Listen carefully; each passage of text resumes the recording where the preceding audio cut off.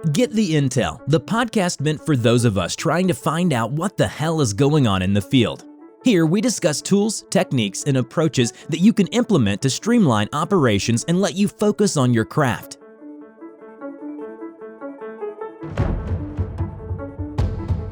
Hello, it's Chad Gill here. I'm the host of the Get the Intel podcast, where I talk with leaders in contracting, management, and really anyone helping us do business better. This episode is brought to you by Laminin Coaching. Laminin is a business coaching company with a focus on contractors in and around construction. We not only help with proposing solutions and methods, but we implement them in your business as well. After all, good ideas are not useful until they're implemented. We're also sponsored by Workforce Recon. Their app Field Recon is a field-first software or project tracking software developed by contractors for contractors. So if you're tired of finding out what happened days later, check us out at workforcerecon.com and see your operation in real time. So joining me today is Mike Dooley. Mike jumped into the precast industry in 2005 and has held the positions of technical sales rep for a concrete accessory vendor, safety director, and general manager. He has served on the NPCA, the National Precast Concrete Association, committees for safety, above ground products, and environmental subcommittee. He's married to his beautiful wife, Michelle. For 23 years, they have 3 children, 6, 16, and 20 years old. They love spending their free time at car shows and enjoying their 69 Mustang. He has a BS degree in political science. There's a joke in there about BS and political science. From the University of Oregon. He loves the precast industry where money and imagination are the only limitations. Mike, I love it. Those are the only limitations we need. They are. Absolutely. So, 69 Mustang. Hey, that'll work for Yeah. sure. His name is Woodland for Elwood Blues because he's we call it Bud Light Blue, but we've since changed that name. It took a turn, did it? Right. Oh, goodness. Yeah, that's funny. So I know when we were previously talking, you said you just did you kind of recently adopted. I'm assuming that's your 6-year-old. Yeah. So it's been a couple years ago now, but it seems like just yesterday. But long distance relative need the home, and we're there to provide it. She's been a blessing to us. Man, A lot of people say that we're probably there to save her. And in a lot of ways, I think she was kind of there to help save me in some ways, give me the focus on the right things. A lot of times it works both ways like that. You feel like you're doing it, and then you end up finding out you're learning more than you're teaching. And that's a phenomenal way. Well, speaking of teaching, so I thought it was really interesting. I mean, I love the path that you were telling me about, how you've transitioned, and I guess you kind of fall in the category of like a fix-it guy, and couldn't go too long. You just casually mentioned that you grew up in the bush of Alaska. I'm like, that seems pretty remote. Yeah, I don't know about being on a small farm, but it was no bush in Alaska. Well, one of the biggest towns, if you want to call that, villages, logging camps I lived in, we had 34 in my high school. That's the year I graduated. 7 guys and 1 girl in my class, and that was the big town. So I've been in places where I was the only child in the whole camp, down to like maybe 20 people on the whole island. Everything flown into you by bush plane. Sometimes you didn't have TV, phones, anything. If you had a breakdown, you better figure out a way to fix it. So learn to have a lot of ingenuity and just to get by. Yeah, that'll teach you to find a way. And let me tell you, the biggest thing I learned from that is planning ahead. If you're going to build a chicken coop and you're ordered a pound short of nails on the barge that's coming in 6 months, then you better find a pound of nails somewhere else, because you probably don't have another 6 months to wait. So that's one of the hardest things for me to get used to living down in the lower 48 is it's all a right now. It's go to the 7-Eleven. My wife hates it because we're sitting down to have some mashed potatoes. Oh, I forgot the margin. Would you run to 7-Eleven? Nope. If we just now figured out we needed it, we probably don't need it. And if we eat it without it, we're probably going to remember it next time. Yeah. I bet you're a huge fan of the supply chain management program they got running right now. Yeah. Oh, man, we've been messing around. We've been fighting this battle for years, man. You guys need to get out of it. Uh-huh. Well, Yep. that's So the saying is, if I want it tomorrow, I'd order it tomorrow. yeah, exactly. And yeah, no kidding. Yeah, when do you need it? Well, I'm calling you now, so obviously yesterday, Yep. because the field guys didn't tell me till last night at 5:30. Uh, That's it. So you come into this position, so you worked your way through multiple positions in multiple companies, and you're taking came to a new plant, a plant that is now growing and turning around and really working. And how does that work? And like, what is it that makes it where this is your thing? You know, you're like this is your, you know, you're the go-to guy for this kind of thing. I think it's just been I've- my career path has been a little bit different than most. As I was notating earlier, I I came into the industry as a general manager, and that was, some people were a little bit nervous about that, but they saw that I was the type that wasn't afraid of a challenge. But having the respect of peers at that level was hard to gain because they're thinking, well, what does he know? Well, another thing that we discussed was it was kind of, in a way, it helped that I didn't know, so I didn't try to act like I was an expert at anything. Management is management. It's time, resources, people. And it's taking care of them. It's assembling the best that you can get as a team. And then just facilitating, helping them, educating them, giving them the resources they need to get the job done. So when I took on this company, we had 5 employees, and it was a precast manufacturer. Within 4 to 6 months, we bought out a competitor in the same town that had 45 employees and increased stress. So now I got 6 months in the industry. I'm managing a precast plant, a pre-stress plant. Then I ran them for about 9 months, consolidated them together while I found land and built another plant, and then moved all of it to another location. So it was trial by fire. And it was really just jumping in, and luckily things were already going for both of those companies. So I just had to learn it, keep it rolling, and then combine it. And that went pretty good. So that was 12 years. Well, during that 12 years, I had a number one competitor a couple hours away. And for 11 and a half of those years, we never said a word to each other. We'd pass each other at the conventions, the trade shows, just different events, local associations and everything. And, I was always just told that's the competitor. And he's a big, burly, intimidating looking guy, their head guy. And some people say I'm intimidating, except for I smile all the time. But kind of a bigger guy. And so we just like kind of look at each other, nod, and, acknowledge each other, but never talk. And then about 6 months before I left that company, we were at the College Football Hall of Fame in Atlanta, Georgia, and for NPCA function. And I walked by and he's sitting at a table by himself. And I said, "Hey, Clay." He's like, "Hey, Mike." And I said, "Well, we've never spoken before." And he goes, "Yeah." And I said, "Well, that's because I kind of heard you're an asshole." He goes, "Yeah, I kind of heard you're kind of a dick yourself." And I was like, "Fair enough." I was like, "Mind if I sit down? We have a drink?" So we sat there for about an hour and had a couple of drinks and got to realize we had a lot in common. We're driven. We're about, main thing is we were there for the betterment of the industry, and not only that, but to support the industry, supporting the infrastructure of America. And that's one of the biggest things that drives me is I look at it like we're the unsung heroes. We provide when somebody hits the toilet, and they go to flush it, they don't ever think about where the stuff goes. They're just glad it's leaving. Yeah. Well, we make septic tanks, we make storm and sewer manhole drains that take it. People don't worry about that. People drive over bridges. They don't think about how the bridge got there. I've made nuclear blast shield panels to make it so we generator buildings that keep the power up, so that if an EMP goes off, that we have time to power our missiles and make sure we all die instead of just us. Things like that. It'll make you sleep better at night. But Keeps it fair. yeah, exactly.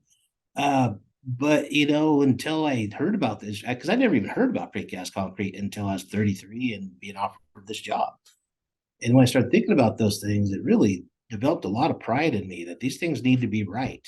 We all know what happens with sewage leaks and failed bridges and things like that. And America's infrastructure is getting way outdated. We need a lot of this. And so, my crew, everybody I talk to, everybody I surround myself with, that's one thing I really look for is pride in what you do. That goes with anything you do, but especially in my industry with what we're doing. So anyways, I ended up after I left that company, then I got to know that guy. We didn't talk again after that for a while, and then I shortly after, and wasn't planning on it, ended up leaving where I was at. Went to work for general contractor briefly, just for a few months, and then I realized how much I missed the industry. We're still general contractor, building some very important structures for the fruit industry, like the warehouses and things, so that they could store the fruit and everything for a year before they ship it out, things like that. And it was worldwide. They're providing structures for the big names like Treetop and Snow Kissed and all those ones that you see on the bottom of your fruit juice and things like that. But I really missed the people that was involved in our industry. So then I went to that guy that I hadn't talked to until Atlanta, Georgia, and asked him. I said, "Hey, I'm looking for a job." He said, "You're hired." And I was like, then he goes, "What would you do for me?" After he said I was hired. And I said, "Well, I guess I'm gonna have to do outside sales because I'm not leaving Yakima. My wife's got a good job here, got kids in school." And he goes, "Okay." And he goes, "Well, actually," he goes, "instead of sales," he goes, "everybody seems to like you. And from everything I've heard, you usually get your way." He goes, "So I want more of a fixer, a special operations type of guy. If there's a problem on a job site or a project, they call me up, I get sent in, I analyze, talk to people, see what the issue is. Don't just focus on who's at fault to begin with, because my major focus is us providing what we need to get done for the end user. If it's a bridge that needs to get finished, let's get it done. What do we got to do to get this thing turned around? Then we can sort out who's going to pay for it later. But that's the thing. It's one of my secrets is never go in there blaming game and pointing fingers right off the bat. There are sometimes you got to stop. Whoa, whoa, whoa, whoa. We're going to have to talk a little bit about, who's going to help pay for this or whatever. But most of the time, it's an easy fix. A lot of times things are pretty simple that seem very difficult when you get into it. And then special projects, getting certified or on QPLs, to be able to make certain product for certain companies or municipalities, things like that. So what made me successful at it was I didn't have all these things at one time. Usually I could focus and I could bird dog a project till it was done. And sometimes I'd win by attrition because the other guy that I'm dealing with, sometimes I just told him, "You probably got a whole bunch more things you got to get done today, right?" And they're like, "Yeah." And I'm like, "I don't. So I'll be here right now to get it resolved." So that helped with that. So it showed that I got results for 12 years with one company. And then I got results for the competitor as a special project guy. And then I didn't see much room for the growth. I had a bunch of personal things going on in life. The COVID happened. So it was nice to be home with the family for those years. But then my wife told me one day, she's like, "Mike," she goes, "I love that you're here and everything, but you have a gift. People follow you. People look up to you. People come to you for advice." I remember the day that I left that first job of 12 years and my son came home from school and I said, "Hey, son, this is one of those days in life that you might have a half a dozen of them, like getting married, having your kid, you graduated high school, that add up. And this is a big career change. I thought I'd be here forever and I'm not." And he looked at me and the first thing he said as a 14-year-old was, "Who's going to take care of the family, Dad?" And at first it kind of struck me and I was a little offended. And I'm like, "Well, what do you mean? You've never gone without anything, have you?" And he goes, "I'm not talking about me." He goes, "I'm talking about all the guys at work." I was like, "What?" He goes, "Well, they come to you, their kid's in trouble. They don't know how to deal with it. They don't know how to find a doctor in the network. They don't know how to pay this bill. They don't know how to deal with, they got an ill family member. What should they do?" He goes, "You're not just their boss." He goes, "You're like a personal friend, a confidant, and you're the guy that they look up to." And that really changed my outlook on life. And sorry if I get a little emotional, but Well, but it really changed who I was because I always knew, I answered a lot of questions for people, but I didn't realize that my son really understood as much. And so now he's 20 and he's working for me right here. As a matter of fact, he goes back to school on Friday, goes back to GCU in Phoenix. And it really just, solidified, cemented or concreted in me that, we all need help and we all need somebody to look up to. And if you have that gift, then there's not, a, you know, there's not as many out there as there are people looking for answers, I guess. And it doesn't mean I got the answer to anything by any means, and I don't got my own problems. It just helped, like I said, reemphasize that, people come to me for stuff, I guess. So, and then when my wife brought this up, she goes, there's businesses, there's people out there that they need your guidance and things like that. And it's your gift. Like you said, you can't fix anything around the house here, but you have lots of people that can, and, and you help them with things, they help you with things. And so I started thinking about it, and I'd been out of general management for about 4.5 years. So I went to another company as I was like, well, I need to move up. I need to change what I'm looking at. And this is a good step and lots of exposure to what's out there, because so I became a technical sales rep for across 14 states. And it got me back in the industry more than just our company. So I left where I was at and did that for 6 months, and I loved it. I had a great time, met lots of people in our industry, more than I had before. Saw probably 150 manufacturing plants in about 6 months. So that was great. Just the things I got to see, the practices, the SOPs, just, how you do things, how you store your tools, every little thing. And then after about 6 months, the company that I had left, who was my competitor, and then I was a vendor for, and then I was a competitor, worked for them, then I was their vendor, and then now they came back to me and said, we have one of our 7 plants needs a general manager, and we're hoping that you'd come back and fix it, because everywhere that we've seen you be in, as a competitor, as a team member, as a vendor, you fixed things, you made things better, you figured them out, you improved them. So they said, do you want this job? And I said, heck no. They go, well, why not? And I just like, well, because I said, you're the best guy I ever worked for. It was hard quitting you once, and I didn't because of any problems. But now the guy I'm working for now is the second best guy I ever worked for. And I want to let him down. But then it came down to, where can I make the biggest difference to the most people? And that was taking this job. It does come with, there's a lot of sacrifices. I don't get to see my family every day. But on top of it, I scheduled to go home, and I scheduled a date with my 6-year-old daughter, my 16-year-old son, my wife. We actually probably spend more quality time together now with this, because we plan it instead of putting it off for the next weekend or the next weekend. So I guess that's how I got to where I'm at. That's awesome, man. No, that's fantastic. And that's, yeah, you're back to planning again. You're not going to see him as often, so you're going to make sure you see him well. Yeah. Like I said, I just got back from Disneyland. Yeah. I had all 3 of my kids, my wife, and then my oldest son's girlfriend flew in from Phoenix, and all 6 of us spent a 7 days straight down there. So it was really good quality time. That's terrific.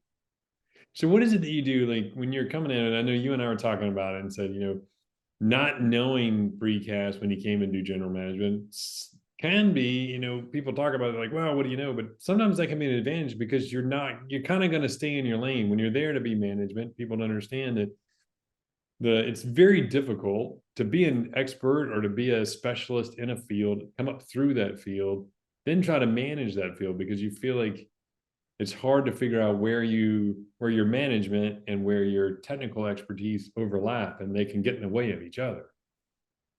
Very good point.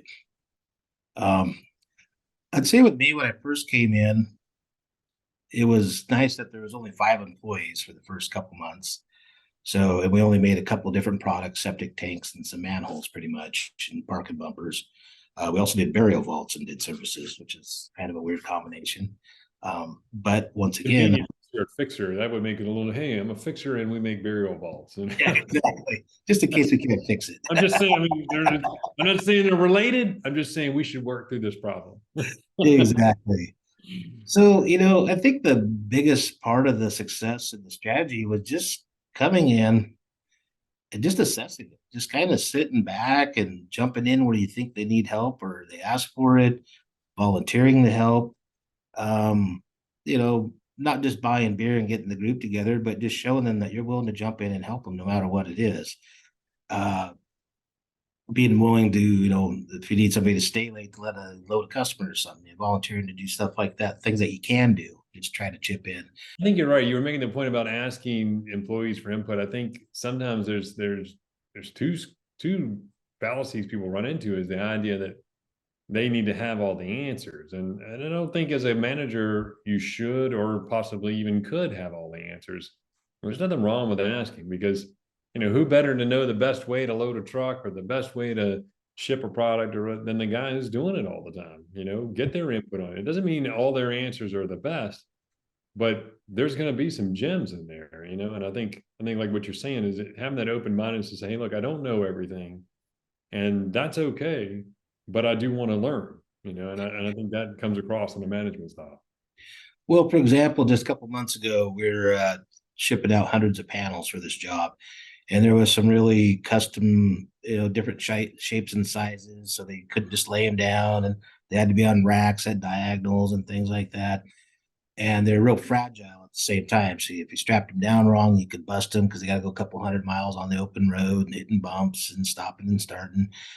And I was in a really important meeting, and somebody comes to the door and they're like, Mike, we really need you. We really need you. After they take 2 or 3 other people first, it's like, okay, if they're interrupting this, they need me. So I go out. Truck driver's like, we don't think this is safe. We don't think this is going to work and everything. But, we want to, we don't want you to fire us. And I'm like, I'm not a truck driver. I hired you guys because you guys are professionals. What do you guys think? Well, we think this, this, and this. And then I got a couple of my engineers out there and said, well, but what about this? They go, yeah, they're on the right track, but then this might happen because the center of gravity is over here. I'm like, okay, now we got both sets of professionals that we need to do this. I'll stand here and mediate and try to think more questions they're not asking. By the time I was over, the truck drivers knew what they needed to do, but they needed us to affirm that that was okay. And by the time I got done, and they were all getting ready to hit the road, one of the head ones, he came into my office. His name's Mike also. And he goes, Mike, I just want to thank you. He goes, everybody treats us truck drivers like we're just truck drivers. And he goes, the old joke of they're just like refrigerators. When you shut the door, the light turns off. And, and I said, you guys are what makes America happen. That's why when they're on the freeway, I give them all the room I can. If they need to get over, I flash my lights at them, letting them know they got the room to do it. I'll block traffic for it because it might be an EpiPen that my kid needs in that truck because he's definitely allergic to nuts and things like that. It could be bread getting to somebody who that's all they're going to have to eat that night. You never know. And through COVID, it proved how important it was. So, exactly. Let the experts do what the experts do. Sometimes they need direction. Sometimes they just need that support that we trust you. We believe in you. Show me what you got. I am going to be paying attention so that you do what you say you're going to do. But no, you tell me, let's go from there. Then ask a lot of questions. If you don't agree with it, get some other opinions. But more often than not, they know what they're talking about. That's what they've been doing. And more often than not, you get a lot of us guys, mid 40s and older, we're always talking about the good old days and the way it used to be and all that stuff. We took pride in what we do. Well, a lot of people do take pride in what they do. They just sometimes they don't even know it, but you ask them, well, why did you do that extra step to sand that extra burr off of that corner or to do this? Well, because that's true. That makes it look better to our customers. That makes it so it doesn't hang up when you do this here. So it's like, so you do care. Some people just don't realize that. I think a lot of times people are victim of the idea that if you expect very little from them, that's what they'll give you. But if you expect a lot, they'll give you that too. I just had an employee come into me and tell me that he was kind of a little upset with his supervisor because his supervisor wasn't hard enough on him, didn't give him high expectations, didn't tell him I expect this, didn't ask him what he needed more training on. And, before that, I was sitting there going, well, he has faith in you. That's why he's kind of letting you, he doesn't have the thumb on you. He goes, yeah, but I want to know if I'm winning. I don't need an attaboy, a pat on my back a month, nothing like that. I just want to know if I messed up on something, I want you to tell me so I don't do it again and look like a fool. And I'm like, well, we're all kind of new here. We've assembled this team that's doing amazing things in 1 year, and we got to keep focusing on the places that aren't doing as well. And you guys, for a new group with your experience, are just really being phenomenal. You guys have done what I've seen crews with 5 times your experience levels not be able to do. So we're kind of focusing on some other areas. He goes, well, I want to do 10 times what people. I want you to push me. And I said, that's good to know. I appreciate you telling me that because not everybody can take that. Some people take it the wrong way. So you got to know what motivates each individual person you're around too. Sometimes it's money, sometimes it's just a thumbs up, sometimes it's a sit down and a praise, sometimes it's a beer or a steak. But it was good to hear. So it goes back to what we're saying, that just that affirmation, tell me your expectations. But I also have an open door policy. It's my door is open. Anybody here, I don't care who you are, you can come talk to me. It's I if it's an issue, I hope you go through the levels. If you one of the old school things, if you got a problem with somebody, that person should be the first one to know before you go up above them. Try to handle it yourself, try to move on up. I really believe in that. So open door policy, I think, is another thing that makes me successful, because my group's successful. Another thing is I think where I differ a lot from a lot of other managers and bosses is because I'm very open. I got a bunch of health problems. They were like, "Oh, why were you gone? I was out having a surgery on what? You don't want to know." Yeah, we do. Okay, tell what Um, a lot of times, or if somebody's struggling with, they're having issues at home, or they're having something like that. I mean, I haven't been through everything, so I can't understand empathy towards everything, but I can sympathize. Just because I haven't been through it, don't empathize with it. But I'm open. I'm very open. I probably share more than I should. But then it makes people feel, they feel okay about opening up to me. And then when we have this level of trust of openness, so yeah, a certain number of openness. Some people say I go a little too far, but I keep telling them, the people that say that, I go, but that's why you hired me, because I was open with you. That's why I was successful at making this happen. So how can you say it doesn't work? Show me where it doesn't. Always an interesting one is like, man, we love what you are. Would you mind changing so you fit our category a little better? No. Yeah. I mean, you ask anybody my name in the industry, and they're usually, well, yeah, he's a character. And you can spot him across the room. I look like the Travelocity garden gnome. Normally it's a big one like this. But I was trying to look more professional. So, but, I just want everybody to succeed. So I treat them as part of the team. I show them that they can trust me, because if I can't trust somebody, I will not be affiliated with them. Um, I gotta trust that they're here for the right reasons. I understand that's hard to develop when you have 80 employees and it's the first couple of weeks. And I try to do 4 quarters every day, which I believe that every employee should be looked in the eyes, made sure they're there by at least one supervisor or a coworker or somebody. I grew up in the logging and fishing community, and I know a lot of dead people. And 9 times out of 10, it's because they weren't thinking about what they were doing at the moment they died. They're too busy thinking about, their wife's got some medical issues and how they're going to pay the bills, or they're worried their spouse is out running around with Sancho and they're at work, or, they just got some bad news. They lost a parent, or, maybe they're divorced, and, they don't know what's going to happen with how often they're going to see their kids. In Alaska, a lot of camps I lived in, the families lived down south and the men lived in bunkhouses. We were one of the few that always had a place. And so, especially today with the prevalence of drugs and everything out there and COVID, and there's a lot of, just people that are having a hard time getting by. I like to make sure that they're in the right frame of mind every day. Make sure somebody cares. It's kind of like the heat stress rules. When you're worried about people getting heat stress, well, you have them talking to each other. You have buddy systems to make sure they're talking coherent. I believe in that every day. Make sure their heads. Yeah, I think that's, yeah. I mean, I think I was listening today to, and they pointed out 50% of the United States says they suffer from loneliness. Yeah. I mean, how can that be? But there it is. And that's your time to build some community within your company.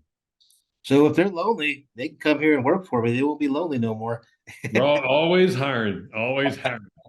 That's well, another salespeople are always closing. General managers are always hiring. Yeah, it's the way it is. I mean, I've had people like walk through the door and I didn't have a spot, but I'm not going to pass on talent and stuff like that. I'll make a spot. But the biggest thing I hire for is attitude and personality. You can teach the rest. They got to fit in. I don't care if you could build a bridge by yourself overnight. Doesn't do me any good if you can't work with a team. Exactly. No, I mean, I think there's a lot to it, and that's none of that was it. And I always remember that post. I think it's 10 things that don't require talent. Yes. I read that about once a week. Yeah, it's a good mantra to have. And and as far as more technical instead of philosophical, feelings of what makes me successful is just do what you say you're gonna do. And if you don't, give them notice before you're past due. Explain why you're not gonna do it. Be punctual. That's one of those things on that list too. Just be honest with people. It's I see people wasting so much time and energy trying to figure out an answer that they think somebody will like instead of just telling the truth. I always tell people when I've interviewed in the past, I go, "What's your biggest strength?" Like, my brutal honesty. "What's your biggest weakness?" My brutal honesty. Yeah. I don't mean brutal by calling them names and everything, but just like, I know they might not want to hear this, but I think they need to, so let them know. Yeah, I mean, sometimes you just gotta let them know, hey man, I don't think that jacket's you. But you gotta Yeah. be honest with them. You gotta let them know. A good friend to tell you, a bad friend won't. That's exactly the mantra.